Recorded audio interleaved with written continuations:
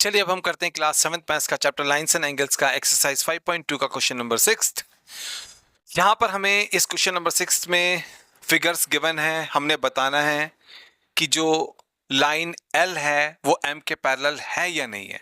ठीक है, तो यहाँ पर जो ये फिगर हमको यहाँ पर गिवन है, यहाँ पर जो फिगर्स हमको गिवन है, हमने बताना है इनमें जो ये लाइन है एल एंड एम ये आपस में पैरेलल है या नहीं है, ये हमने बताना है। ठीक है, ये दोनों ही लाइंस आपस में पैरेलल है या नहीं है, ये हमने बताना है।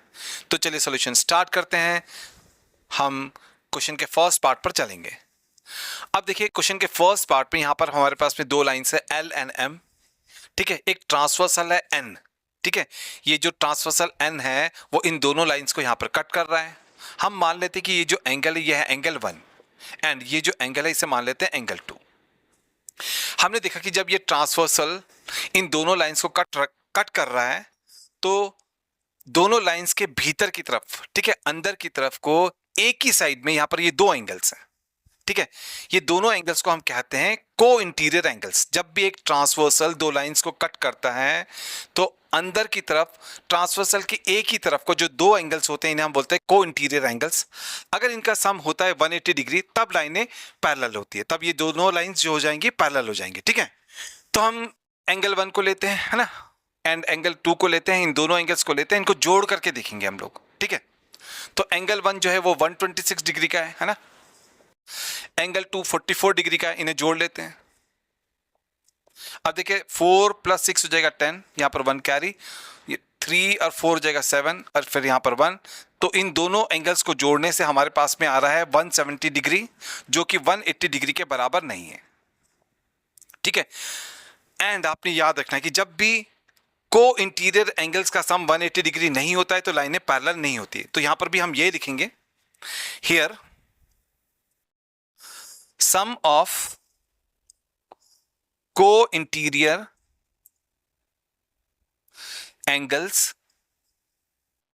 Is not equals to 180 degree, क्योंकि यहां पर 170 डिग्री आया जो कि 180 डिग्री के बराबर नहीं है। Therefore L is not parallel to M, इसलिए L और M पैरेलल नहीं होंगे। इनको इंटीरियर एंगल्स का सम 180 डिग्री नहीं आया, इसलिए ये दोनों ही लाइंस आपस में पैरेलल नहीं होंगे। एंड ये आ गया हमारे फर्स्ट पार्ट का फाइनल आंसर। चलिए अब हम करते हैं क्वेश्चन का सेकंड पार्ट। ठीक है, क्वेश्चन के सेकंड पार्ट में हमें यहां पर 75 डिग्री का एंगल गिवन है, यहां पर हमें 75 डिग्री का एंगल गिवन है। हमने यहां पर भी बताना है कि जो एल लाइन है वो एम लाइन के पैरेलल है या नहीं है। ठीक है, ये जो एल लाइन है एंड ये जो एम लाइन है ये आपस में पैरेलल है या नहीं है, ये हमने बताना है। अब हम सबसे पहले इस एंगल को एंगल 1 मान लेते हैं। ठीक है, अब देखिए एंगल 1 एंड 75 डिग्री का एंगल ये वर्टिकली अपोजिट एंगल्स हैं, क्योंकि यहाँ पर दो लाइंस इंटरसेक्ट हो रही है तो ये वर्टिकली अपोजिट एंगल्स हैं। आमने सामने वाले एंगल्स हैं तो ये वर्टिकली अपोजिट एंगल्स है, ये बराबर होते हैं। तो एंगल 1 जो है वो 75 डिग्री के बराबर होगा। एंगल 1 इक्वल्स टू 75 डिग्री क्यों होगा, क्योंकि ये वर्टिकली अपोजिट एंगल्स हैं। करेक्ट। अब देखिए ये दो लाइंस हैं, ठीक है, एंड ये ट्रांसवर्सल है। जब भी एक ट्रांसवर्सल दो लाइंस को कट करता है, अगर इस प्रकार से सी बन रहा है, ट्रांसवर्सल की एक ही तरफ को जो ये अंदर वाले दो एंगल्स होते हैं, जो ये दो इंटीरियर एंगल्स होते हैं, इन्हें हम बोलते हैं को इंटीरियर एंगल्स। अगर इनका सम 180 डिग्री आ जाए तभी ये लाइंस पैरेलल होती हैं। ठीक है, अब हम एंगल 1 को 75 डिग्री के साथ में जोड़ते हैं, है ना, इसको हम एंगल 2 मान लेते हैं। तो एंगल 1 को हम क्या करने जा रहे हैं, एंगल 2 के साथ में जोड़ते हैं। एंगल 1 कितना है हमारा, एंगल 1 हम निकाल चुके हैं 75 डिग्री का, तो एंगल 1 की जगह पर आएगा 75 डिग्री। यहां पर एंगल 2 है ना, एंगल 2 भी हमारा 75 डिग्री का है ना, तो एंगल 2 भी 75 डिग्री का, दोनों को जोड़ेंगे तो आएगा 150 डिग्री। एंड ये भी 180 डिग्री नहीं आया। तो हमने देखा कि ये जो दो एंगल्स हैं ये को इंटीरियर एंगल्स हैं, सी बन रहा है तो ये को इंटीरियर एंगल्स है, इनका सम 180 डिग्री नहीं आ रहा है, तो ये लाइंस पैरेलल नहीं हो सकती। तो यहां पर हम लिखेंगे here sum of co-interior angles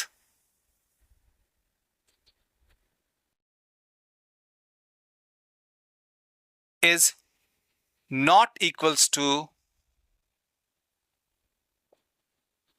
180 degree ठीक है, दोनों को इंटीरियर एंगल्स का सम 180 डिग्री नहीं आ रहा है, therefore L is not parallel to M।